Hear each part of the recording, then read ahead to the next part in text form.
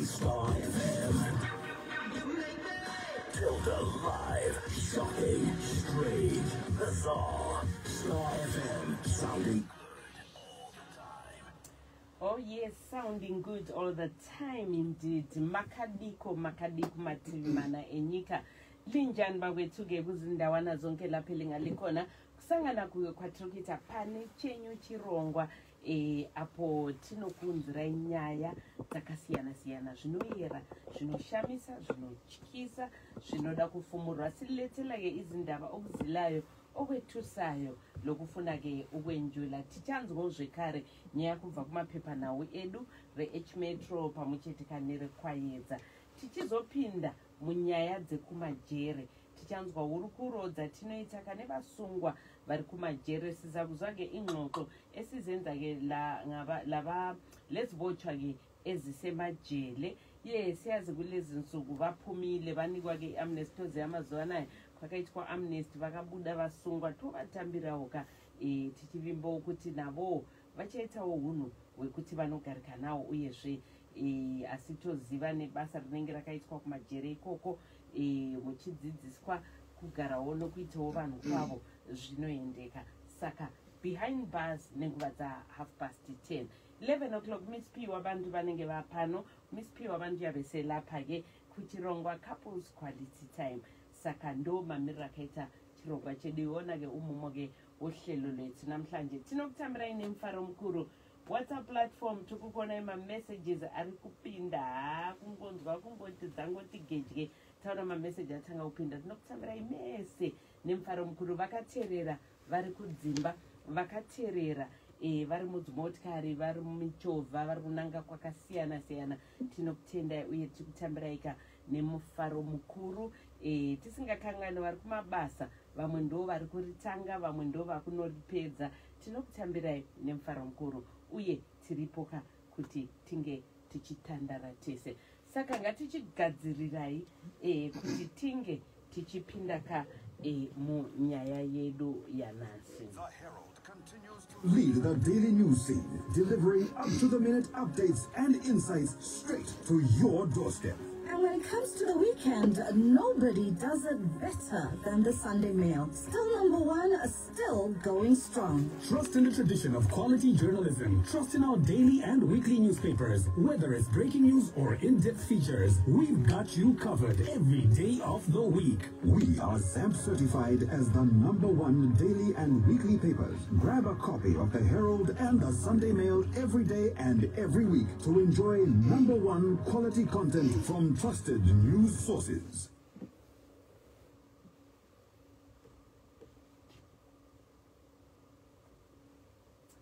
Right, tichiendera mberi nacho chirongwa chedu siqhubekela phambili-ke laloke uhlelo lwethu chiregaika tisachapinda munyaya yedu yanasunoyo anzizvoni namadzibaba marimo vakaremerwa nematambudziko ari kukushayisa hope hanzi ingava mweya yemadzinza kana kuti paukama madzibaba marimo vari kuti zvoni kwauri inzwa mudikani mwari vanogona najesu tinoyambuka svikai pa633 muna 13th street kuhatfield kana kufona pa0773 208 621 0773 208 621 uyezve pa0773 208 621 mo vabataka ipapo madzibaba marimo kuti munge muchiyambudzwa. Tilda live, shocking, strange, bizarre. Star FM, sounding good all the time. Right, munyaya yedu yanasunoyo tine nyaya inorwadza nyaya inosiririsa. Tine vabereki vauyawo nemwanasikana wavo asanganawo nedambudziko raasangana naro muupenyu. Baba makadini tiripo ndokumuraya musvibire ipapo mama makadini Ndakara tete makadiyo. Tiripo vatete makadiyenyu. Aiwa tiripo hedu. Vatete hanzvadzenyu yababa. All right. Right, tine mwanasikana wedu Chiedza ane 29 years. Wakadi akushama. Ripe makadiyo. Risemiri. Ikurwadza. Wangu. All right. Idambudziko rei rawasangana naro muupenyu rasvika pakuti vabereki vati regai tisimuke tiende nemwana. Dambudziko randaita nderekusvimba dumbu kuburikidza nekudanana kwandakaita nemurume wemunhu wandaidanana naye. Murume uyu anga akandiudza kuti ana mukadzi takatora time tichidanana. Right. Murume uyu wangu wasangana naye kupi? Ini ndashandira mbari iyewo ndoma anoshandira. Ndoma takavanana vatadanana. Okay. Makadanana zvekugara mese here kana kuti mumwe nomumwe achienda kwake? Mafirst day aienda kwake kuzosvika anditi ndichisuduruka pamba pana mama vatanga kundilojera. Saka aindilojera ndichigara ndega achiuya kumba. Alright. Pai kukulojera iwewe iye aiti ari kuenda kupi asingauyi kugara newe? Pai kulojera pamaiparadzana iye akuenda aiti ari kuenda kupi? Kuvabereki here aiti ari kuenda kupi? Aiti aenda kumba kwake kwaaigara. Kwaaigara ega? Iwe wakambokusvikira kumba kwake? Koita ndinombobvira ndakusvika. Koinda usina mbomuti ndikuda kuona kwaunogara? Nguva idzodzo hadzina kuuya nokuti anga atondipinda nekuti ndoda kukurojera usuduruke pana mama. Alright. Achibva kulojera aita basa remaoko? Ainoshanda pakambani. Alright. It's okay. Alright. Saka chii chakazoitika? Wakazoziva sei kuti ane mudzimai? Takatora time tichidanana kudaro. Time tikutaura nezvenguva yakareba sei? Kubva mu2021. Kubva kusvika izvezvo? Alright. Kusvika izvezvi taidanana. Tikangoti last year because apa ngasisandfonera. Alright. 2021 mugere iwe uri kugara kwako wega, iye ari kuya aimborara here mumba kwako? Aimboti mamazuva kwako uchienda? Hauna kugara wambofungirira kuti pamwe kwaari kugara kune mukadzi? Handina mbogara ndakazvifunga. Alright. Wakazoziva sei kuti munhu ane mukadzi? Mamessages andaitaura naye ndoakabatwa nemukadzi. Saka mukadzi uyu akandifonera patanga kuchitaura naye. Akakufonera achiti chi? Akandifonera achinditi wakadii zvako ndiwe Chiedza here andamudaira. Right. Achinzi uri kudanana nemurume andamuti handisi kudanana nemurume wako. Achinzi ndaona mameseji aya usiku avaitaura naye paWhatsApp. Saka ndokumbira usiyana nemurume. Saka time akatanga kutaura izvozvo nakatanga kuti aiwa ini akanditi handina mukadzi. Saka iwewe wabvepi sezvo munhu wandaita wandiri kudanana naye akanditi handina mukadzi? Achinzi aiwa ini ndine mudzimai vachona ndiwani ndinotogara naye nditori nevana naye. Ndamuti igore ripi? Izvakaitika last year. Saka kubva wati 2011 2021 wokusvika last year. Alright.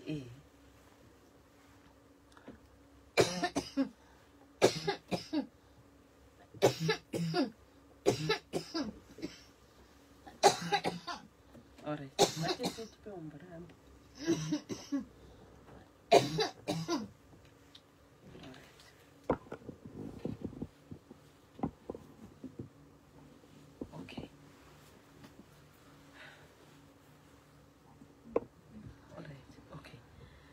matsaka maudzwa kuti murume wangu titori nevana tese makabva masiyana naye here?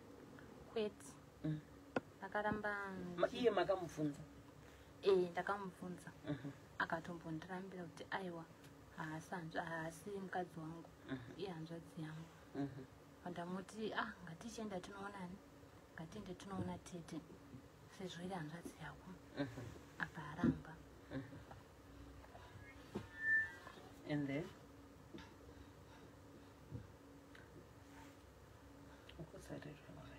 Sorry.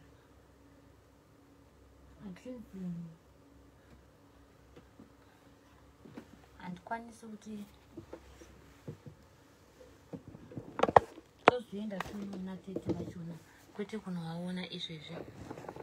Kationa asita nemwaka yakareba tichidanana asati ndaziva hama yako. Ndo pane ndichida kubvunza kuti panguva yese pane hama dzake dzawakambona here? Vabereki vake, hanzvadzi dzake, vakoma, vanini, pane wavaiziva? Wandaingoziva ndibamunini. Munin'ina wababa wake? Munin'ina wake. Oh, all right. Ndowandaiziva badzi. All right, okay. Zvadaro mukadzi wachona akazoramba achingofona, achingoramba achingotaura neni.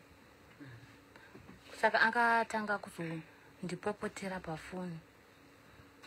Ndikati ini hangu handina mistake yekuti ndadanana nemurume wako nekuti iye ndianga akanditi andina mukadzi. Saka imi mivirirana ikupi kumba kwenyu, ini handina problem naye. Saka akatanga kundiudzawo mashoko mukadzi uyu. Akatichi? Akatanga kundituka pafoni achinditi hausuda kusiyana nemurume wangu, manje zvosuda kusiyana nemurume wangu ndakukugadzira.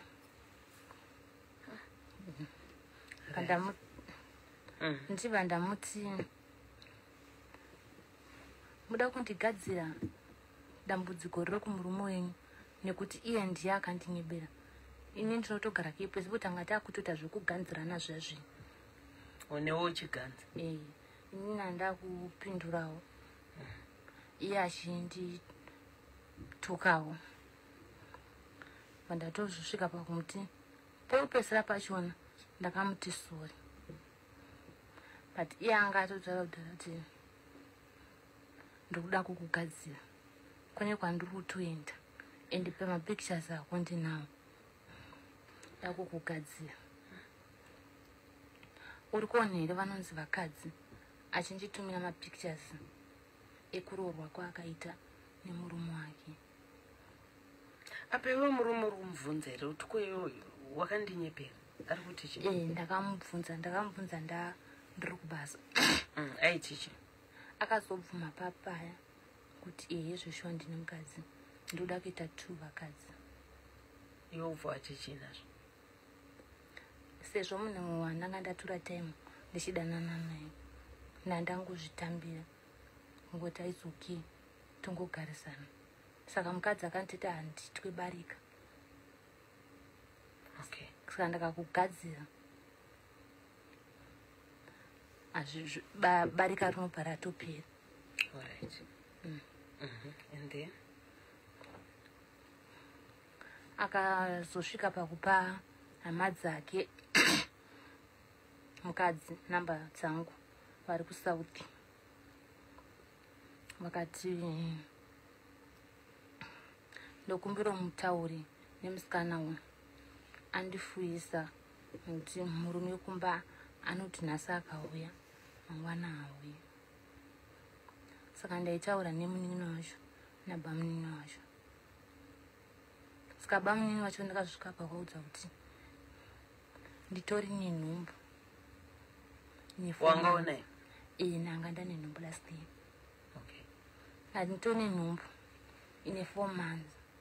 Saka ndodini sezvo hama yenyu ati ida kundigadzira siyana nemurume wangu.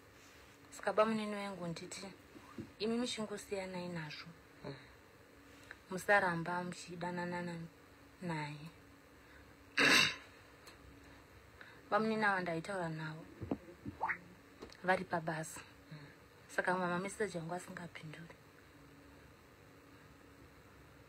Mukadzi uyu akazotora foni yemurume wacho abva atanga kutaura neni semurume wacho.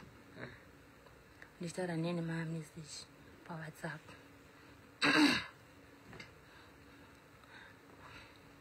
Sematauri atangoita mumashure mesomo. Saka ndova ndakati mukadzi wako ari kundifonera, ini ndine nhumbu, saka ndoita sei? Uchandichengeta here sezvo ndazvitakura? Apa iwe uri kutaura nemukadzi wacho? Nemukadzi wacho ndisingazivi. Saka iye mukadzi ndopai nditi ndinokuchengeta. Ndati but mukadzi wako ari kundituka, hatisi kunzwanana. Achinzi uyo siyana naye, uchataura naye. Ndichaita kuti nditaure naye.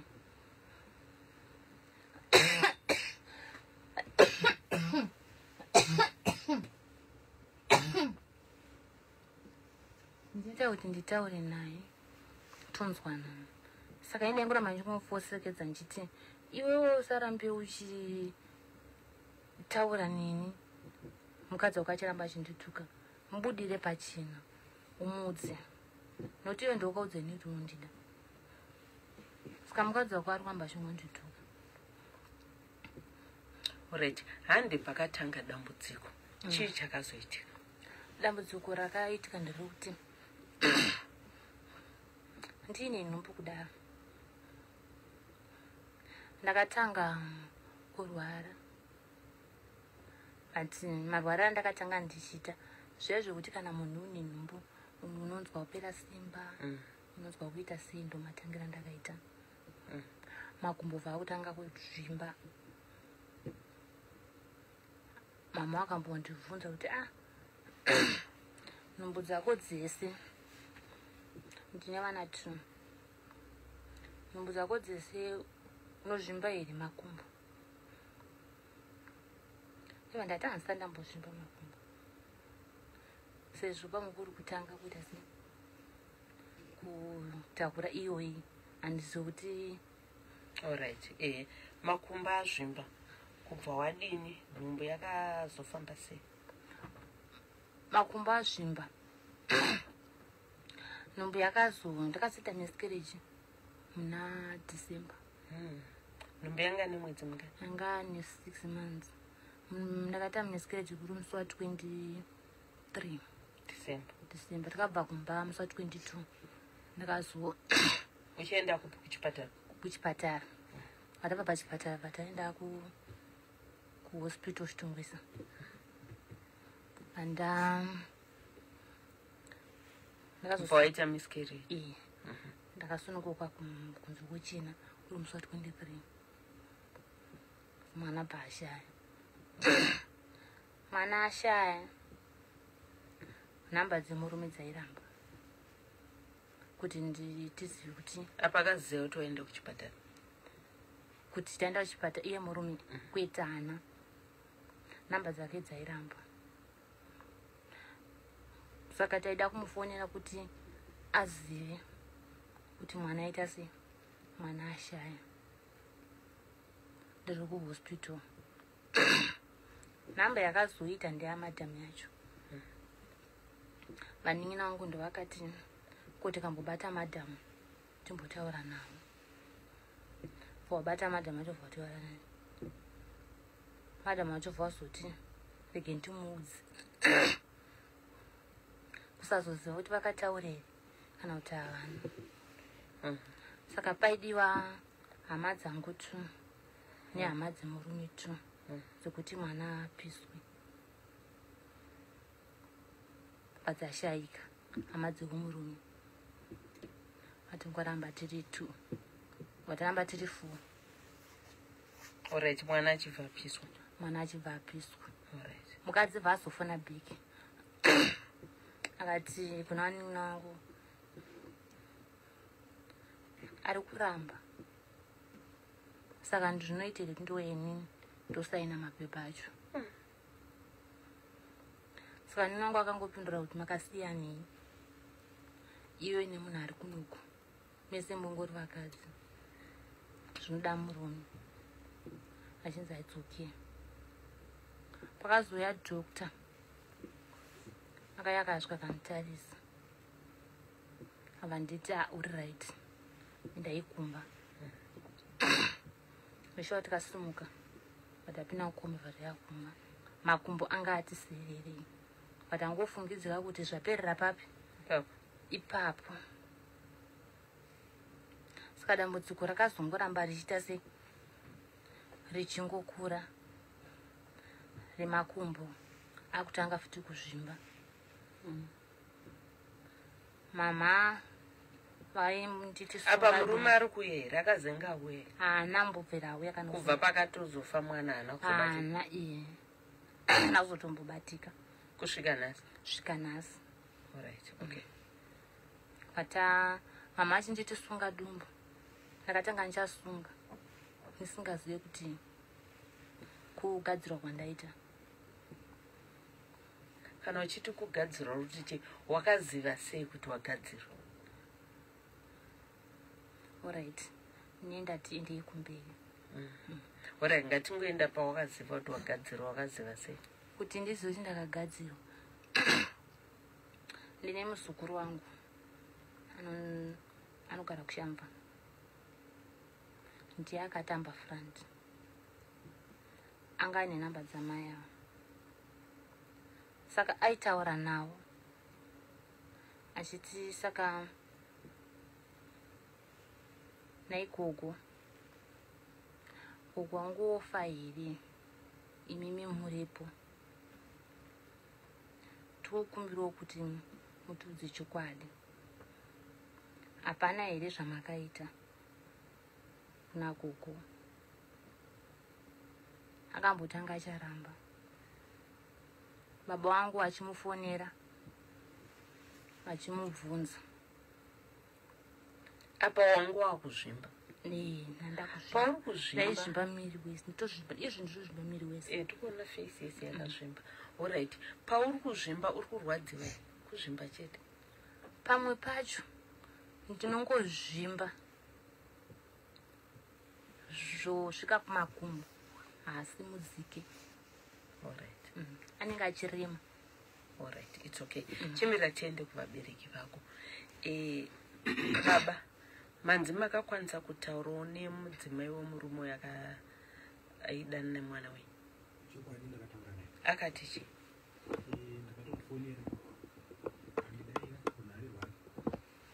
Ndiani? Tikati ndini baba waSamantha. So tikati Samantha alright.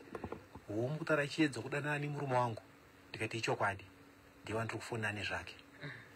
Zvanzi mwana wenyu aputsa imba yangu yaparara. Andiudza mavhu nemarara achindituka achiita zvese zvese achitaura zvese mavhu nemakobvu nemateta ainditaurira asi ari ndiye aputsa imba yangu. Ndikati nini alright izvozvo ndingazvinzwa mwana wangu handizvirambe ba zvinowanika mukurarama asi chandakuda uri kuzviziva here kuti chiedza vacho ari kurwara condition yaana haisisina kumira zvakanaka ari kurwara saka ndanditaure newe kuti sewakaziva kuti ndiye ari kufambidzana nemurume wako kana une chawakaita paari tigarirane pasi tikurukurirane mumwe wako aite zvakanaka tozotaurirana zvipamberi upenyu hwake waita zvakanaka. Akanditi baba mwana wenyu handina chandakamuita handina kana chimwe chete ndakatosunungura mwoyo wangu ndakatobuda mukati mandiri handina chimwe chete ndakamuita kana kwakurwara nekurohwa neshamhu yaMwari kubudikidza nezvaakandiita nekuti ndainamata zuva nezuva kuti Mwari imba yangu ndeyangu here kana kuti ndiyachiedza.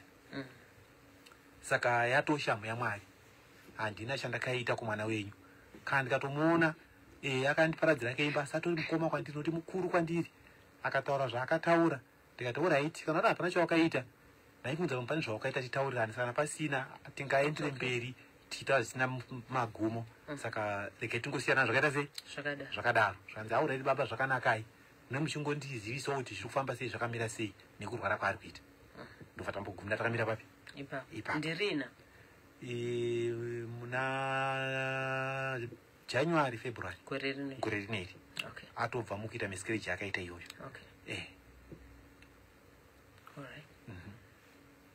saka zvakangoguma zvakadaro panguva iyoyo takavhutamira tiri papi tiri ipapo handira kuzombomufonera bheki kana kuti yazondifonera futi achinditiko zvakamira sei haana kusvika yazobudawo information yekunzi mukadzi uye akuti ndini ndakagadzira chi munhu uyu kuti aite zvaari kuita kune kwandakafamba ndikaenda kwagogo vakandibatsira kuti ndigadzire chi ndigadzire chiedza asi mukumugadzira kwaakaita haana kugadzira zvakanangana nekwaushu zvakagadzirirwa kumurume iye wache vadana naye ndiye akagadzirwa saka mukuzenge vanhu vari murudo munokufambidzana nokuzopinda vese mumba ndopakabva batira chirwere kubva kumurume asi akagadzirwa murume ndiye akagadzirwa chirwere chakazobata mwana uyu iye murume wacho ari kurwara we murume haasi kurwara asi ango munhu wokungoti vaanenge asangana naye wese chaachirwere chavari kuti chinonzi rukawo kana kuti runyoka ndo rune mwana saka kureva kuti vari kusangana vese vari kuita zviri kuita mwana ndo zviri kutoitika vari kusangana vese mumashure make iyeyo ndo rato dambudziko saka urongo hwese wagadzirwa uyu wakaiswa mumurume kuti kana kuparadzana nemukadzi iye nhasi murume haana mukadzi waanogara naye mukuroora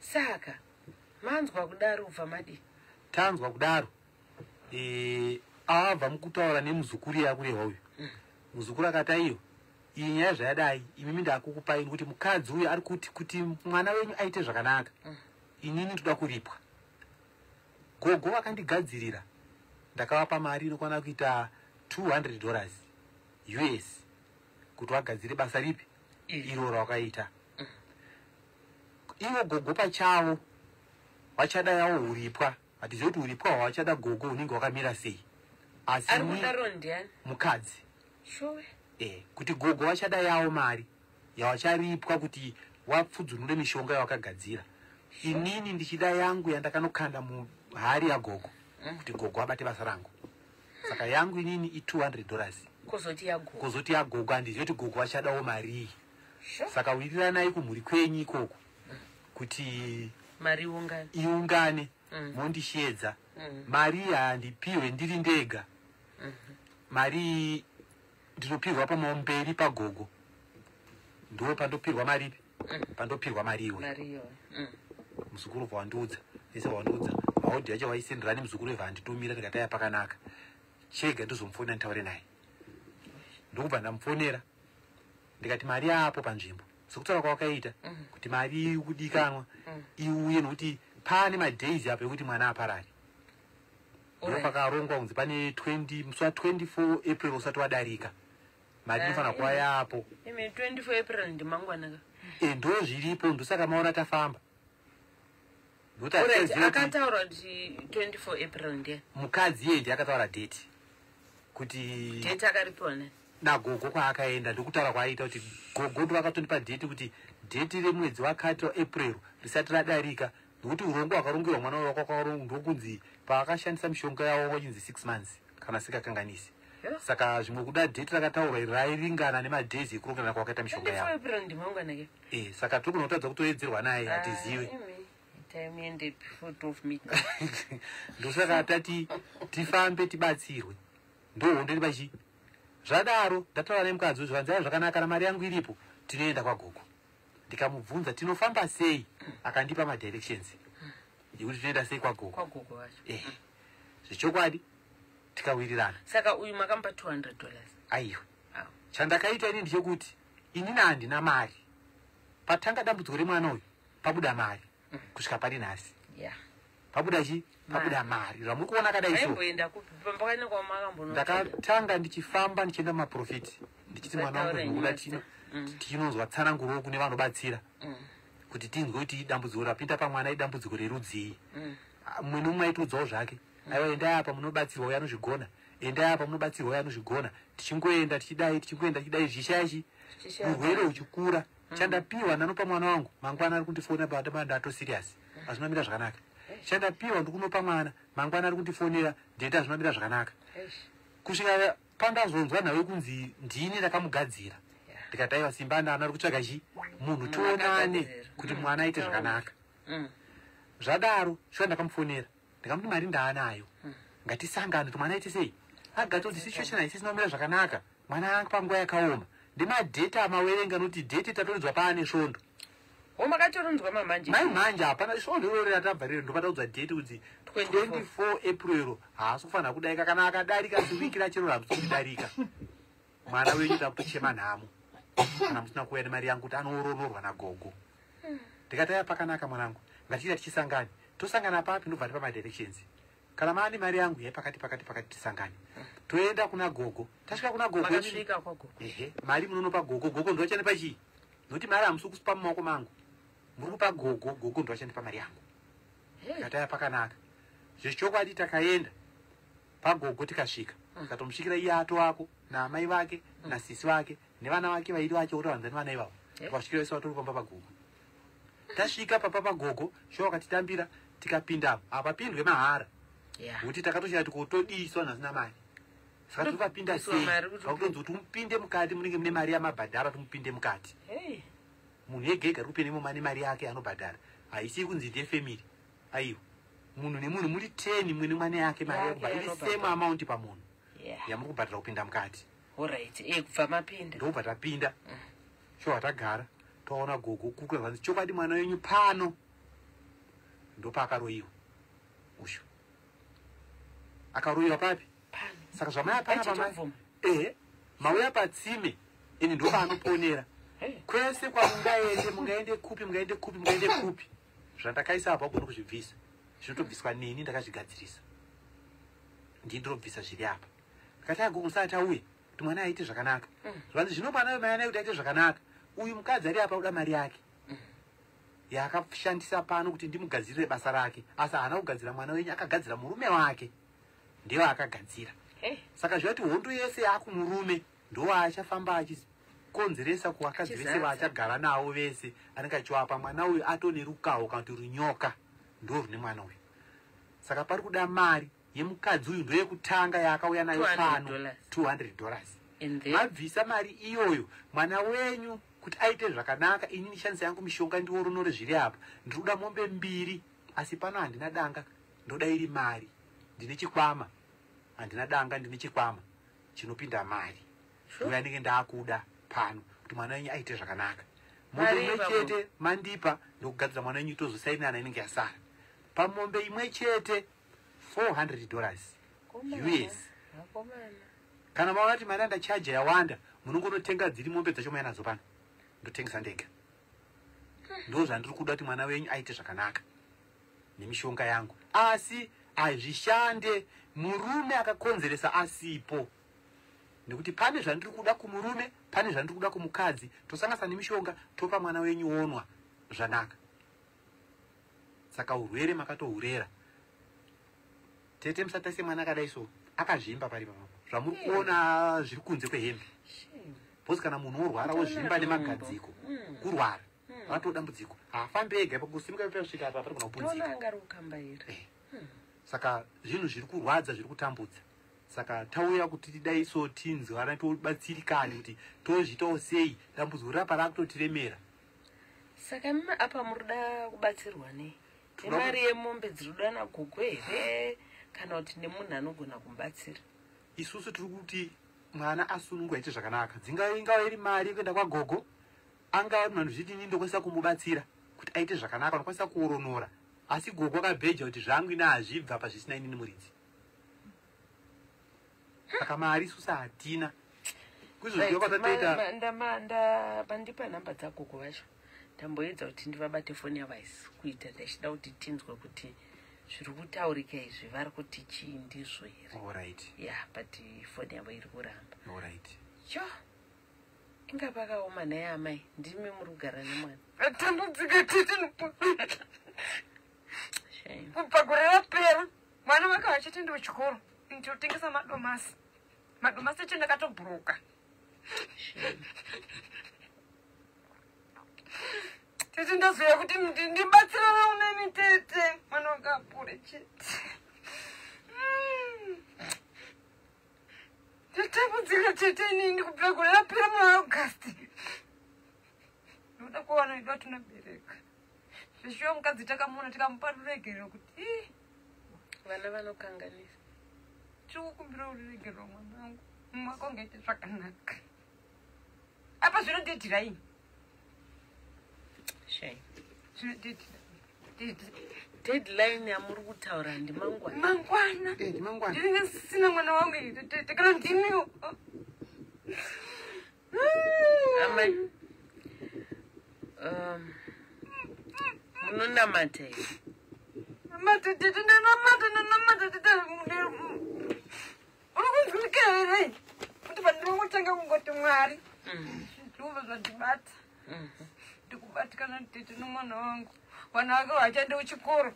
Ndinotengesa madomasi kufamba ndikastika skawanda ndichitengesa madomasi. Ndaiti ndinobatsirana nawo naye zvaiita zvaienda uku paiuya kubasa kwake. Alright. Makambogarawo semhuri here kuti muise musoro pamwe chete mukwanise kuunganidza mari iri kudiwa. Veukama tete takagara. Asi ndokunge pane mumwe ane painapo parinayo. Zvinobuda. Saka mukazona tasvika pakudaizoka nemumwe wacho kutochema kuti neni handina pandinapo. Neni handina pandinapo. Saka tati tiende kunyika itibatsire. Namba dzakugava mandipa ndamboedza kana even nedzemukadzi uyu dzese hadzisi kuita. Alright. Ndofunga ndaita ndane nguva ndichidzedza dzese idzodzo dzekuramba hadzisi kuita. Kuti tinzwe kuna Gugava kuti deadline ndizvo here kana kuti noti susu hatichaziva kuti deadline kuti shishidzira here kuti timhanye kutsvaga mari kana kuti ideadline yezvechokwadi. Saka kutomhanya kusati kuti susu tadyiwa nenguva nekuti deadline harina mwedzi rataurwa. Isvondo mai manje varunga kunana chipiri chitatu chondo ratende patawa deadline kuti 24 April haafanira kudarika. Kana akadarika si weekend yacho yamusi kuyambuka chiedza muinaye. Ari mashoko aibva kuchipatara vari kuti chinhu. Kuchipatara hapana chakabuda. Hapana gogo vari kutoti zviri mudumbu zvinobva taona murume nemukadzi tatora zvatatora pavari tochiisa mwana uyu zviri mudumbu zvinobuda 3 days anenge aright. Asi 3 days zacho hatina chatinacho. Ivo kuti 3 days anenge aright asi deadline rawo ndora kuti rwadza. Mukamukira kunoedza kukumbira kuti padeadline apa vambodzora moyo. Hatina chatichaziva kuti kati kanokumbira deadline vanodzora moyo zvakaombererwa iri kumishonga yavakashandisa. Kati deadline izvo zvamaswera muchiita nhasi kwakutoenda kutonochemawo kwavari kutonoswera kuti chitivedzerai mazuva mbichana. Saka tati titete kusvika panapa kunenge kupererwa. Kugumirwa mwatasvika panapa kuti ticheme kuruzhinji rutinzwe kuti ndo zviripo kuvanhu ava. Kugumirwa hatisina pekutsika hatina pekutangira kuti titosvike ipo pano tatoita kutoshupika kuti tisvike panapa. Saka patiri kudei tirikuda mari toti 200 yemusikana uyu toti 400 yemombe. Hanti muyanzi tozotaura imwe mukauya neyekutanga togadzira mwana. Saka totaura nezve$600. Ndezve $600 zviri kutaurwa iri kudikamo kuti iyoyo ikawanikwa ndokuti mwana uyu aite zvakanaka. Saka hatichaziva kuti pa600 paichawanika nedeadline rakataurwa zvicharingana here kana hazviringani. Kana zvaringana pamwe zvinodarikira hatizivi asi tiri kuchema nezuva rakatarwa kuti 24 April haafanira kutombodarika. Asi isusu titadyiwa nenguva takanonoka kuudzwa deadline renguva. Ndo zvatitambudza. Mhuri yeZimbabwe ndo nyaya yatinayo nhasi. Zvechokwadi taedza kuti timbotsvaga nhamba dzagogo ava tinzwe kuti vanobatika here zviri kutaurika ndizvo here. Ndofunga masikati tambobatana naKingston Mapupu. Tichanzwa pachabatana naKingston Mapupu kuti akwanisa kuti anosvika here kwagogo ava. Mufunge kababa naamai natete tine urombo nezvamuri kusangana nazvo. Ndofunga isinyora. Mwana mune vana vangani mai? Iye ndokutanga. Ndiwe wokutanga wokuzoya vamo kumashure? 2 wasikana chete. Apa ndiye angaruto kubatsirai?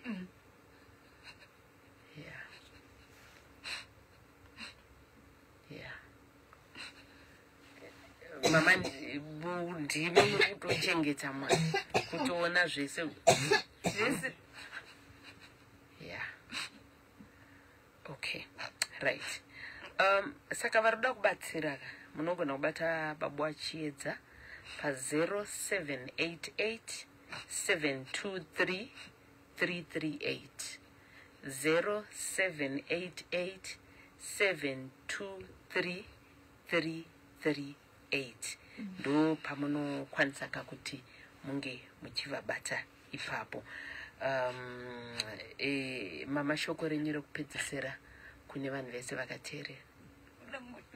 Ruzhinji rweZimbabwe batsiriwe pano mwana wanga apore. Tatambura. Alright. Pagore rapera kusvika izvezvi. Alright. Ndotengesawo madomasi. It's okay, ma. It's okay. Ndatambura titi. Alright. Chiregai kudaro pamberi pemwana wacho handiti. It's okay, musadaro pamberi pemwana. Baba, shoko rekupedzisira. Shoko rekupedzisira kunyika yeZimbabwe ndiri kuchema rubatsiro. Baba handiendi kubasa, bhura maoni kuita zvemapati time, handidawo nhasi, handishiedzawo mwandipawo dhora, mwana kuti yaanoda iye ndo yaanokupa. Saka hazvisi kuringana kuti ndikwanise kuunganidza mari iri kudiwa kuti mwana apone.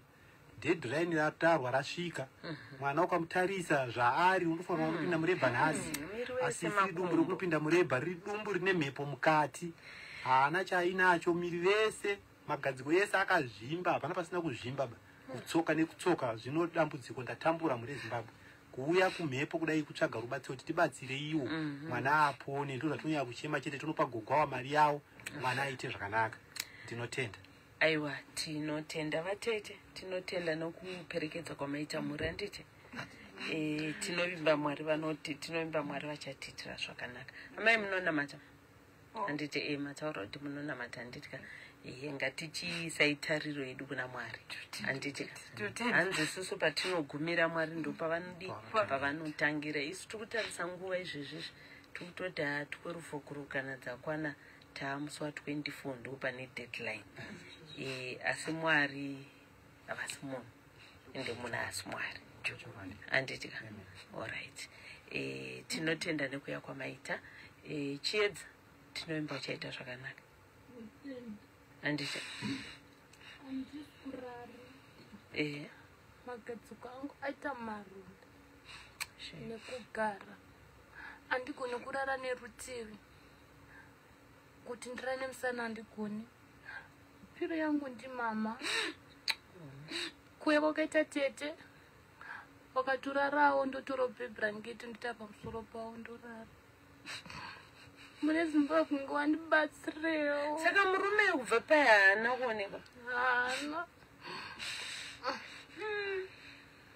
Kutadza ndakatadza, ndira kukumbirawo rubatsiro. Ndibatsireiwo. Okay. Munoti mangwana acho ndomuka ndiri. Aiwa, Mwari ndo anoziva panogumira munhu ndo Mwari. Handiti? Alright, it's okay. Tinokutenda mese nekuya kwamaita handitika? Alright, maita enyu tinotenda nekuya kwamaita.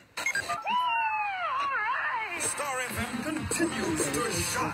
The latest Zimbabwe All Media and Product Survey shows that we are once again the country's leading urban radio station, and with a 10% increase in audience. Thank you for your support. Star FM, leading the pack and sounding good all the time. Yeah, zvakaoma mufunge, ndo zvinowanikwa muupenyu, ndo zviri kuwanikwa mukurarama, zvinoyera, zvinoshamisa, yeah, zvinotyisa. Yeah. Vana tinenge taita tichiti tiri kuita zvatiri kuita, asi mhedzisiro vari kutambura, vari kushupika ndivo vabereki vedu. Izvezvi mwana kutofamba akaita kubatirwana. Anyway, hanzizvoni kune avo vane matambudziko ane chekuita nezvechivanhu. Sunungukai kubata Sekuru Kanengo. Munovabata pa 0772 965 955. 0772 965 955 kana pa0776 069 409 0776 069 409 kana kuenda pa mukakwanisa munoenda pa Facebook page ravo rakanzi iro Kanengo TV mukwanisa kakuona mamwe emabasa avari kubata. Tilda live, shocking, strange, bizarre. Star FM, sounding good all the time. Kune madzibaba vanobatsira kune vane matambudziko ane chekuita nezvechivanhu. Madzibaba vanobatsira matambudziko ari kukunetsa pasi pano uyezve vachiwanikwa munzvimbo yekuwadzana. Tiri kutaura nezvamadzibaba Benji. Madzibaba Benji vari kushandiswawo naMwari muzvinhu zvakasiyana siyana uyezve kunyanya izvo zviri kushungurudza zvine chekuita nezvechivanhu. Kuti munzwe zvizere munogona kuvabata madzibaba Benji. Vari kubatika pa 0784 495 223 0784 495 223 kana kuti munovabata pa 0713 102 046 0713 102 046. Madzibaba Benji vanobatika kukwadzana. Vabatei panhamba idzodzo moona kuti munobatsirikana sei mumatambudziko enyu. Musakangana chabatana na Kingston Mapupu tichizonzwa kuti akwanisa here kuzotaura kana kuti kusvika kwagugu vari kutaurwa ava. Tinzwe kuti nyaya yataurwa yedeadline yemusi wa24 April ndizvo here kana kuti kuchichidzirana. Tilda live, shocking, strange, bizarre. Star FM, sounding good all the time. Right, tichendera mberi nacho chirongwa chedu pano pa Tilda Live. Regai tichitambira Maslin Masi kubva ku Fortified Homes Construction. Esi Masi uri sei? Ndiri pangu chete makadiwo. Tiripo yedu takangosuni nyaya dzatatu kunzwa muno munenyi. Chokwadi dzinorwadza. Anditika ari seiko mabasa kuri seiko construction industry. Mabasa tinawo tete tungomhanya kuti zvifambe. Anditika Chokwadi. all right Tete tinoda vanhu vakachema last time ndakauya ndichitaura nyaya ye-senior citizens promotion. Ndichiti kubva pa50 years zvichienda mberi vanenge vachida kuvakirwa dzimba. Garage yetu Fortified Homes Construction kuna atanga kuteerera nhasi. Saka vaingochema zvikanzi Masi kubva pa50 years kweisusu vadiki toita sei tukuzokuvaka. Saka takagara pasi tikaona zvakakodzera kuti aregaiwo vapinde mupromotion. all right. Yes. Saka uri kuti hapasisina age limit varida kubatsirwa kuvaka dzimba. Yes, tete tiri kuti hapasina age limit. Vangade kuvakirwa dzimba, kupainterwa, mapavings, interior designing, tiling, carpentry, even maplans zvekare tete tinogadzira maplans. Okay, pamuri kuti tinogadzira maplans toziva kuti imba inge ichivakwa panofanirwa kunge pane plan. Saka ndo plan yatiri kutaura iyi. Vada kudrowerwa maplans. Yes, tete kudrowerwa maplans. Anditika. Saka which means basically anything chine chekuvaka kubva right from the ground, right from maplans, kubva pekutanga kusvika imba ichinzi yapera. Zvese tinoita tete ndizvo chaizvo. Anditika. Right, vanotevera vakateerera vangada kuziva kuti munobatika panhamba dzipi? Alright, tete tinobatika pa 0780 811 884 kana pa 0780 811 886. Tete tikuona vanhu vazhinji vari kungogara vachichema imba yangu yakazoita macracks, zvinofamba sei masi. Asi kana sinangotete ndipindurewo kune vateveri vedu kuti zoni macracks aya zvinogadzirika hongu. Asi tangoya kunodzidzisa nhasi kuti zvino zvakanaka tete kuti imba inge ichivakwa nemazvo. Tikutaura kuti macracks azoitika zvinhu zvinotangira kubva kufoundation chaiko tete. Yes, tikuti weak and unstable foundation inokonzeresa macracks kuti pamawalls, pamafloors kana maceilings chaiwo. Saka tikuti ndesikamuchiona tete isusu tichigara tichiti kana vachinge vatifonera ku45 tinobva tati toda kuita site visit basa risati ratotangwa. Tisati tatotanga kutaura chinhu toita site visit tonoona paground toona type of soil nokuti kumwe kwacho tete kune kuri kuma-wetlands kunenge kwakuda special foundation yekusunga masimbi iyai marine beams ayi. Yes, kuti asimbe techitoti isimbe foundation iyo noti ikasasimba inomuvha imba yobva yaita macracks tete. Saka tikuti kune vanenge vakasanganawo nembadambudziko iwayo sungukai kuti bata tinogadzirisa. Asi tikunyanyokurudzira kuti kune vasati vatanga kuvaka vacho tibatei tiite the right thing, the proper job. Anditi enotiona tete hazvina kushata kupa hanzvadzi kana sekuru basa zvakanakawo. Asi ndimazvikokota here sekuru ava vakazvidzidzira here sekuru ava. Yes, saka tikuti vanoda kuti bata vamwe vanoda kuti bata paFacebook page redu Fortified Homes Construction number 0780 811 884 kana pa 0780 811 886. Haya, hanzi kukura kutani. Ana masi makutovaka dzimba. Takuvaka tete. Haya, zvakatoma. Anyway, Masi, thank you so much for coming through.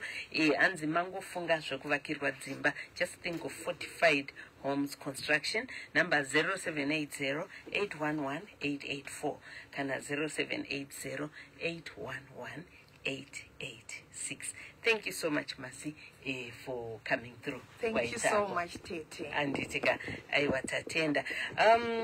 Masi achibuda anzizvoni kuchazengeka kuine Mother's Day celebration Harare edition Graceland Water Resort. Izvi zviri kuitika ka musi wa4 May. You are all invited kana kuti you can spoil that special woman in your life. Tukutaura nezvaamai. It can be your sister, your aunt, amai nini chero ani, as long as ari mudzimai asika, you are free to come as a family to celebrate. Kuchaitika zvakawanda. Baba Harare will be there to entertain us. Uyezve kuchawinwa mibairo yakawanda yakasiyana siyana. Wesa nengangotenga ticket $60 is in for a draw yekuti munge muchiwina mibairo yakawanda yakasiyana siyana. And our biggest prize is a car. A lucky mom on the 4th of May vachakwanisa kuwina motikari. Saka varikuda kuya Graceland Water Resort Lake Chivero munhu wese ikoko musi wa4 May. Manyai mutenge matickets enyu, so you can call us on 0786 528 180 0786 528 180 kana 0718 508 815 0718 508 815. Just imagine kungotenga ticket $60 uchaenda ikoko uchajika kusvika moyo wamira muchatamba magames, you'll have fun. Baba Harare will be there to entertain you. On top of that, if you are lucky, you walk away with a car. Saka, the numbers once again 0786 528 180 or 0718 508 815. The Herald continues to lead the daily news scene, delivering up to the